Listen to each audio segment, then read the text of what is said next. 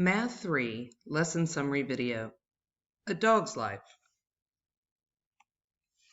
This lesson is a Solidify Understanding task, which takes concepts developed previously and helps you formalize these ideas. The purpose of this lesson is to understand what the absolute value function models and how to solve absolute value inequalities and equations. Lily has a rat terrier named Mo. He's a feisty little dog, and boy can he run. She has a big backyard but does not have a fence, and she can't afford to get one at this time. She is trying to come up with a way of letting him run in the backyard without getting loose. Lily is thinking about using a dog run, which is a cable suspended above the ground between two poles. The dog's leash is attached to the cable, allowing the dog to run up and down and from side to side of the line of the cable. If the cable is 6 feet off the ground and the leash is 10 feet long, how far out can Mo run on either side of the cable line? So first we need to realize what the situation is actually describing us. If you've never used a dog run before, it is a line between poles or trees, and then the leash attaches to it so they can run back and forth this way in between the two poles. But the leash also allows them to run out this way and to run out in the other direction. So it gives them a little bit more freedom than maybe they would normally have just on a tie out or a chain. It looks like for this problem that we want the line itself to be 6 feet off of the ground. So that's going to be 6 feet. But then the leash is also 10 feet long. So we kind of have to think about how does that translate? This is looking at it from a side angle. If I was thinking about it as a pole here in the middle, and I've got the line that's up here at 6 feet, the leash would come down from the line and, eventually connect to the dog.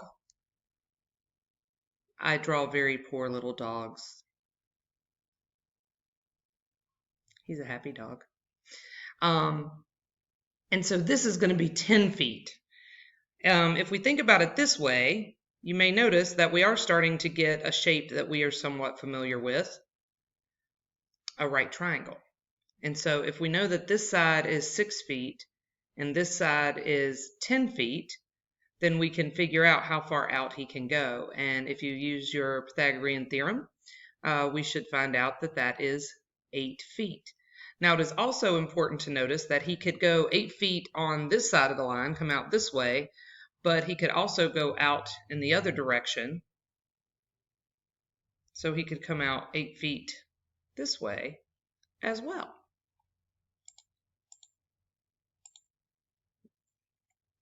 Lily visualizes the cable as 0 on the number line. What numbers on the number line can Mo run between? Write this interval as an inequality. So, if the pole itself is 0 on the number line, it looks like he could come out to 8 feet on this side, and then since it's a number line, I guess that makes this -8 on this side. So he can run in between -8 and 8, and we want to write that as an inequality. Now, when we do this, we have two inequalities going on here. He can be greater than, so we'll say Mo can be greater than -8, or equal to. I guess he could run out to -8. But over here, Mo has to be less than or equal to +8. And he actually has to be both of those things. When you have to be both of those things, we use the word and. So he has to be greater than -8 and he has to be less than 8. And when we do that, we tend to write the inequality together and say that -8 is less than or equal to Mo is less than or equal to 8. A lot of students get mixed up because they're like, no, it's greater than -8, but this still is greater than. The -8 is less than M, so M is still greater than -8. They kind of want to have a less than and a greater than in there, and that doesn't work. But -8 is less than or equal to M, and M is less than or equal to 8. It's a very good visual because M is literally in between -8 and 8. Now, the next section is going to walk us through kind of solidifying this idea of the and statement. All right, the and statement is very important. An and statement is when you have one of those statements where -8 is less than or equal to m is less than or equal to 8. This is an and statement. And when we use absolute value, Lily knows that the distance Mo can run from the cable on either side is 8. And we know that absolute value is a measure of distance from a number. So the absolute value of Mo's distance is somehow associated with 8. Remember, 8 is the furthest out he can run. So that means that his distance needs to be less than or equal to 8. Absolute value is a distance from something. So Mo's distance has to be less than or equal to 8. And this just solidifies some ideas about this idea of absolute value being less than. So if the distance is less than something, it's always creating an and statement. It's always going to be in between. So we're stuck in between, like that dog on the leash. It can only go out so far either way, and we're in between. So when we solve problems that have absolute values that are less than 8, instead of rewriting this necessarily as a piecewise function, we want to write it as an inequality and statement. So when it is less than, if the distance is less than, it's always going to be an and statement. Another situation. Lily's mom has a very special flower bed in the middle of the backyard that she does not want Mo to get into and mess up. To keep Mo out, she has buried an invisible fence sensor in the middle of the bed that will keep Mo from getting within 4 feet of it. If Lily thinks of the middle of the flower bed as 0, where can Mo be on the number line? Write this interval as an inequality. So let's think about that for a second. We've got the flower bed, and the flower bed, we planted a sensor in the middle at 0. And we said the sensor will keep Mo from getting, if he gets within 4 feet of it, he'll get shocked. So he's not going to want to get within 4 feet of it. So if we go 4 feet out this way, this would be 4, 2, 3, and then 1, 2, 3. I guess this would be -4 because it went 4 feet that way. So we have 4 and -4, and Mo doesn't want to get in here because if he gets in here, he gets shocked. So that would imply that he's out here somewhere, right? He can be anywhere out on this side of the yard, and he can be anywhere out on this side of the yard. So if I'm thinking about that as inequalities, it looks like Mo can be less than -4. And I think I'm not going to put equal to here because I'm afraid if he were to get right at the 4 foot mark, he'd get shocked too. So I'd say he wants to get close to it, but probably not touch it because then he still gets shocked. So he can be hanging out over here, or his other option is that he could be hanging out over here because he can be over in this area, just not less than 4 feet. So that looks like Mo could also be greater than 4. This again is making this an or situation. So our last situation was an and situation. It was trapped in between. And this is an or situation, which means that I'm out of this area. I'm out over here, or I'm out over here. I can't really be in both of those places at the same time. So I don't want to use and because it can't be both of them. It's one or the other. And so that's going to be an or statement.